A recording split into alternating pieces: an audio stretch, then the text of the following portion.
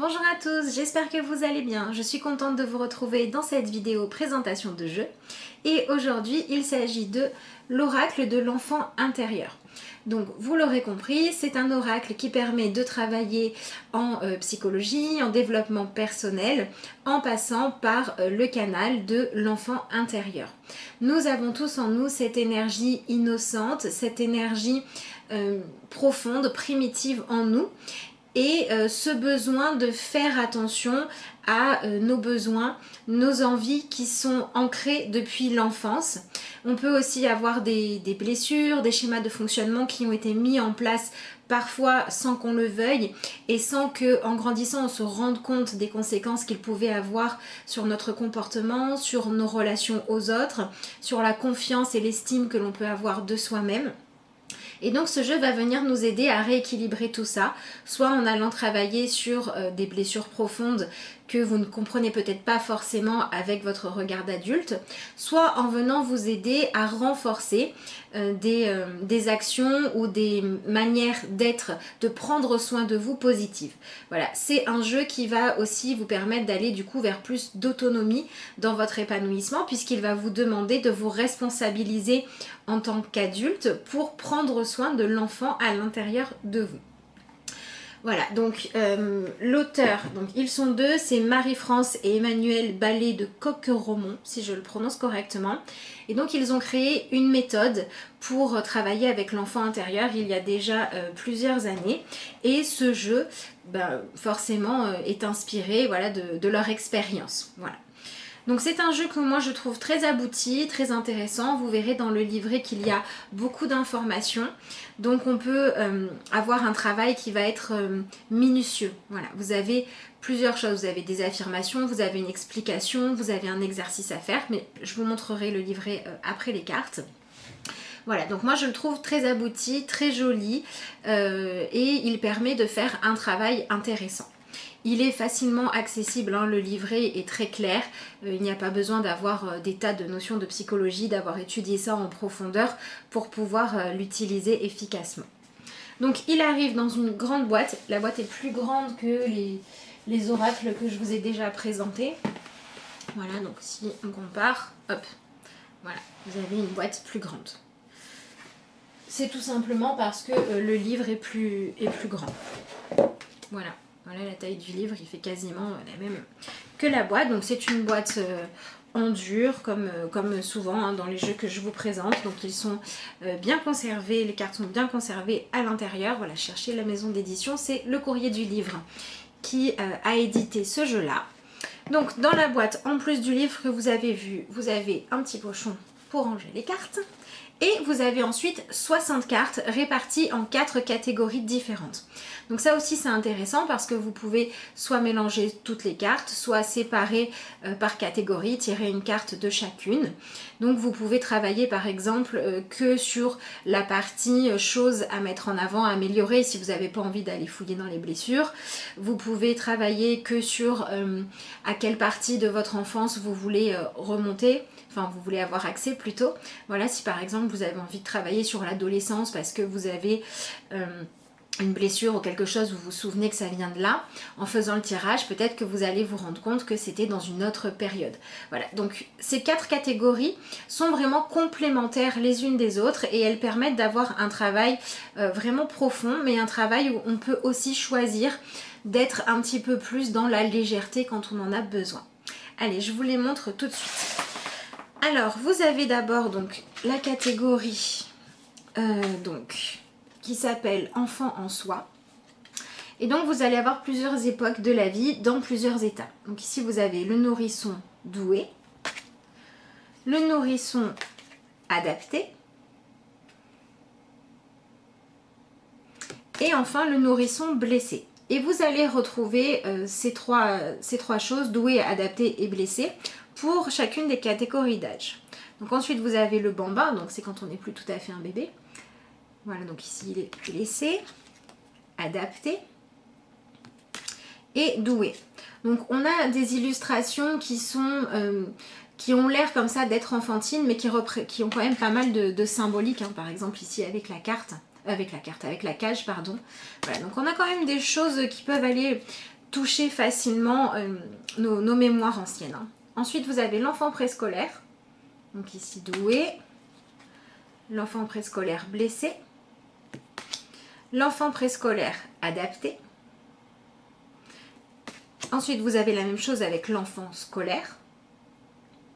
Adapté, celle-là, je la trouve très parlante de carte. Vous avez l'enfant qui doit absolument réussir à l'école parce que on a par exemple la pression des parents, mais en fait les parents le font parce que voilà, il faut réussir, il faut apprendre. Donc c'est avec à la base quelque chose de bienveillant, mais ça peut être une grande pression et on peut y perdre sa personnalité ou avoir le sentiment de devoir être autre chose que ce que l'on est, par exemple. Donc ici vous avez l'enfant scolaire blessé. Donc vous voyez, il y en a qui sont quand même un petit peu durs. Donc c'est pas forcément un jeu qu'on va mettre entre les mains des enfants. Pas toutes les cartes en tout cas. L'enfant scolaire doué. Et enfin, vous avez l'adolescent. Donc ici, blessé, doué et adapté. Donc dans chacune des catégories, vous avez 15 cartes. Voici le dos des cartes, donc c'est le même pour toutes les catégories. Vous avez une bordure qui est dorée ici. Et au niveau de la qualité, elles sont un petit peu fines. Mais bon. Ensuite, la deuxième catégorie, ça va être la catégorie des besoins fondamentaux. Donc pareil, vous en avez 15. Le besoin d'être entendu. Besoin d'être valorisé. Besoin d'autonomie. Besoin de célébration. Besoin d'intimité.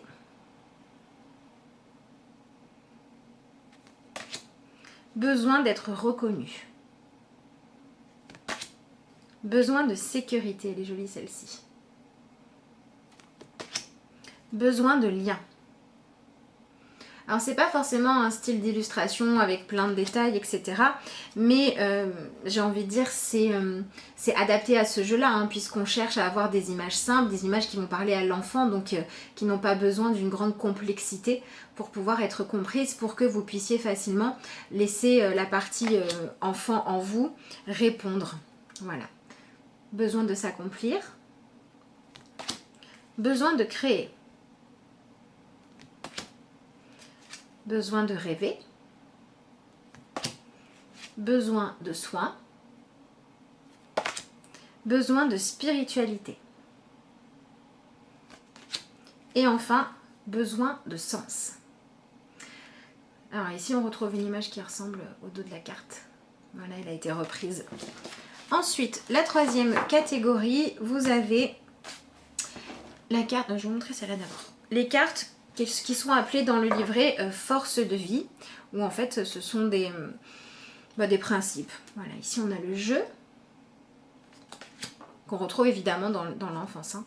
La vulnérabilité, elle est jolie celle-là. Liberté.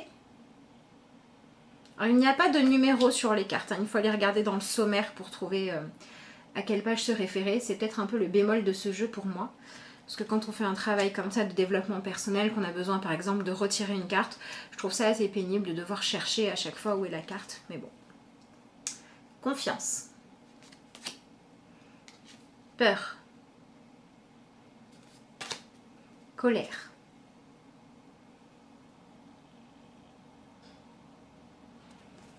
Émerveillement. Donc il y a des cartes qui parlent de choses positives et d'autres de choses négatives. Hein. Donc ça, on fait un jeu assez complet. On va pas être dans quelque chose de trop piou-piou les petits oiseaux, que le côté sympa de l'enfance. Et on va pas être non plus sur un jeu qui va vouloir forcément trouver que du négatif dans le fait d'être un enfant, dans le fait d'être dans une partie de notre vie où on choisit pas tout, on n'a pas le contrôle. C'est un jeu qui va nous permettre aussi d'équilibrer la vision qu'on peut avoir de l'enfance tout simplement. L'imagination. Voilà, donc il y a quand même des cartes sur lesquelles vous pouvez travailler, réfléchir, montrer à des enfants. Hein. Il n'y en a que quelques-unes que je trouve un petit peu plus violentes et encore c'est pas bien grave. La tristesse. Vous pouvez aussi par exemple prendre cette catégorie de cartes là et puis regarder celles qui vous parlent pour exprimer quelque chose. Quand vous n'arrivez pas à sortir quelque chose, quand vous n'arrivez pas à savoir d'où ça vient, vous prenez les cartes et vous regardez celles qui vous parlent et puis vous vous laissez projeter. Donc on peut aussi utiliser ce jeu-là comme ça. Et enfin, on a la carte du dégoût. Voilà, s'il y a une carte qui vous appelle plus que l'autre, ça peut aussi faire ressortir certaines choses. Donc c'est un jeu que vous pouvez utiliser seul, vous pouvez aussi l'utiliser, pourquoi pas, pour discuter, voilà, avec quelqu'un qui a du mal à sortir ses émotions. Et donc la dernière catégorie de cartes, ce sont les actions qui sont appelées dans le livre actions de reparentage, donc c'est-à-dire pour réussir à ne plus laisser aux autres, même à vos parents, cette responsabilité de parent, mais reprendre à l'intérieur de vous votre rôle de parent envers vous-même pour être beaucoup plus autonome et beaucoup plus responsable positivement de votre épanouissement. Donc on a je pleure. Donc par exemple celle-ci vous allez pouvoir aussi vous en servir de support pour faire une visualisation.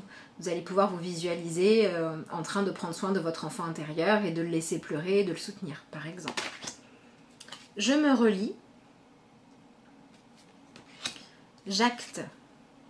C'est un jeu qui a quand même des principes spirituels, hein, je tiens à le préciser. On avait la spiritualité, ici dans la reliance, voilà, on a l'arbre, on a les racines, on a le lien à Gaïa, etc.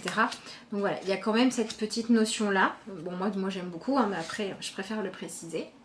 Je restitue. Je grandis. Celle-là, je la trouve jolie d'image. Je défends. Je me pardonne. Je prends le parti. Celle-là, je la trouve intéressante. Prendre son parti à soi-même. Je prends soin. Cette catégorie-là, je trouve que les cartes sont vraiment bien travaillées. Elles ont été bien réfléchies. Je protège.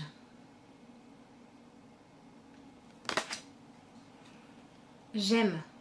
Je trouve qu'elles permettent vraiment de se connecter à l'émotion ou à ce que l'acte qui est représenté sur l'image doit nous faire ressentir. Je crée. J'autorise. Je m'indigne. Et enfin, je dialogue. Voilà, donc je vous ai montré toutes les cartes. Voilà, elles sont plutôt jolies, elles ont des couleurs sympathiques. C'est un jeu qui va avoir comme ça un côté frais. Donc voilà la taille du paquet de cartes entier avec les dorures. Après elles glissent très très bien. Voilà, la seule chose que je leur reproche c'est d'être un petit peu fine et de ne pas avoir de numéro. Allez, on va passer maintenant au livret. Donc le livret, vous avez plus de 200 pages. Alors je vais vous dire exactement 264 pages. Donc ça fait quand même pas mal d'informations. Donc à l'intérieur, vous allez retrouver le sommaire. Donc je vais vous le montrer parce que du coup ici il est un petit peu particulier. Donc voilà, ici vous avez le sommaire avec ce que vous trouvez au début. Et puis ensuite, pour les cartes, ça se présente comme ça. C'est-à-dire qu'elles sont classées par catégorie. Alors ici elles sont numérotées mais on n'a pas les numéros sur la carte. Et ensuite vous allez retrouver ici où est-ce qu'il faut aller dans le livret. Mais le sommaire en plus s'étalant sur plusieurs pages. Voilà, pour moi c'est le bémol de ce livre, c'est absolument pas pratique. Voilà. Mais bon, on y arrive quand même. Hein. Donc ensuite vous avez un petit texte, vous avez une introduction qui fait 3 ou 4 pages je crois. Voilà, qui est l'enfant intérieur, pourquoi se reconnecter à son enfant intérieur, comment prendre soin de son enfant intérieur. Voilà ce que vous retrouvez comme information dans l'introduction en quelques lignes. Ensuite, vous avez une explication, une sorte de présentation de chaque famille de cartes. Donc ça peut être bien de la lire avant de commencer à utiliser le jeu pour comprendre dans quel sens il va être utilisé. Et donc ensuite, on vous présente chaque catégorie, bien évidemment. Alors ici, vous avez les âges aussi. Voilà. Donc par exemple, vous avez nourrisson de 0 à 18 mois, bambin de 18 mois à 3 ans, etc. etc. Voilà. Et l'adolescent va de 13 à 20 ans. Donc vous pouvez travailler sur quand même vraiment jusqu'à entrer à l'âge adulte. Ensuite, vous avez l'utilisation des cartes. Donc vous avez activer les images symboliques, donc la visualisation, semer des affirmations positives, vivre les expériences de reconnexion et accueillir la guidance et personnaliser son carnet intérieur. Donc c'est un exercice qu'elle vous propose, que les auteurs vous proposent. Voilà, ensuite vous avez la partie tirage, donc vous en avez 4 différents, avec un petit schéma. Donc c'est assez clair. Voilà, après il faut les tester hein, pour voir ce qui vous correspond le mieux. Voilà, c'est jamais des tirages avec beaucoup de cartes. Hein. Après vous pouvez en faire avec plus de cartes si vous le souhaitez. Et ensuite on arrive aux présentations de cartes. Alors ce qui est chouette c'est qu'il est en couleur. Voilà, je sais qu'il y en a qui sont sensibles à ça. Donc celui-ci est comme ça. Et donc pour chaque carte vous allez avoir... Alors ça, je ne sais pas si ça y est pour chaque carte, mais voilà, comme ici par exemple, vous allez avoir un espèce de petit dialogue où on imagine ce que les personnages pourraient dire. Alors moi, je vous conseille de ne pas aller lire ça tout de suite quand vous tirez la carte, mais d'abord d'essayer de laisser parler votre intuition. Parce que ça, c'est ce que l'auteur a voulu transmettre, donc forcément, c'est cohérent. Mais je trouve que c'est intéressant quand même de laisser votre intuition, votre ressenti, parce que là, c'est plus le ressenti que l'intuition d'ailleurs, parler, s'exprimer, en étant libre et pas obligé de rentrer dans ce cadre-là. Voilà, ça c'était une petite aparté. Et donc une chose que je trouve très bien, c'est que vous avez une partie pour chaque carte qui s'appelle le message et vous allez avoir toute une suite de phrases, d'affirmations que vous allez pouvoir utiliser. Donc vous pouvez les lire et regarder celles qui résonnent juste en vous sur le moment. Donc par exemple, si je prends ici la carte le nourrisson doué, alors attendez, je vais essayer de vous la retrouver. Où est-ce que je l'ai mise? Dans les paquets. Oui, alors il faut savoir qu'à chaque fois que je cherche une carte, c'est toujours la dernière que je trouve. C'est toujours comme ça. Voilà, elle est là. C'était la dernière. Je l'avais mise tout en dessous. Donc pour cette carte-là, par exemple, certaines des affirmations, vous avez « J'ai les yeux grands ouverts sur le monde ». J'existe et je deviens moi à travers les soins nourrissants, le contact chaleureux, le regard bienveillant, la voix douce et les sourires que l'on me prodigue. Ensuite, vous avez « Je suis ce que je suis, ce que je ressens, ce dont j'ai besoin, je suis tout ». Donc vous voyez, on a quand même un principe un peu spirituel derrière. Hein. Je baigne dans la lumière et la chaleur. Je suis simplement présence. Tout est en moi espérance, confiance et amour. Voilà, donc là je pense qu'on est sur une carte qui vient nous reconnecter avec notre droit et notre légitimité à vivre, à expérimenter la vie dans un corps, tout simplement. Voilà, donc vous allez avoir plusieurs messages, je ne vous les ai pas tous lus, donc vous voyez la phrase qui vous correspond le mieux. Et ensuite, vous avez une guidance où on va vous expliquer comment fonctionne la carte et quel est le message de la carte. Donc voilà, ici vous avez par exemple ce paragraphe-là et je crois que ça continue derrière, oui voilà. Voilà, donc on va vous expliquer aussi parfois la symbolique, vous allez avoir des mots-clés, donc par exemple le dauphin, si vous travaillez avec cette carte-là et puis qu'ensuite vous voyez plein de dauphins, bah vous allez vous dire, ah tiens, il se passe quelque chose, ça travaille.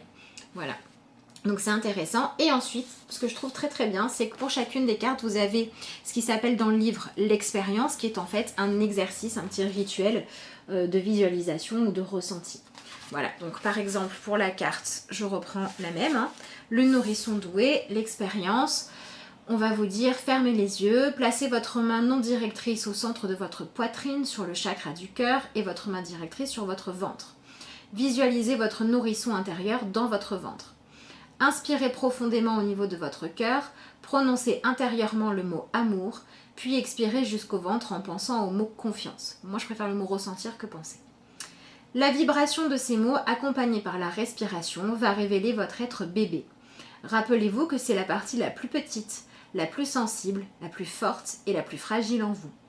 Honorez sans jugement ni analyse les sensations, émotions ou images qui s'imposent à vous. Vous pouvez accompagner cette pratique en étant bercé par des sons de la mer et des chants de dauphins. Donc voilà, à chaque fois vous avez un petit exercice qui est proposé.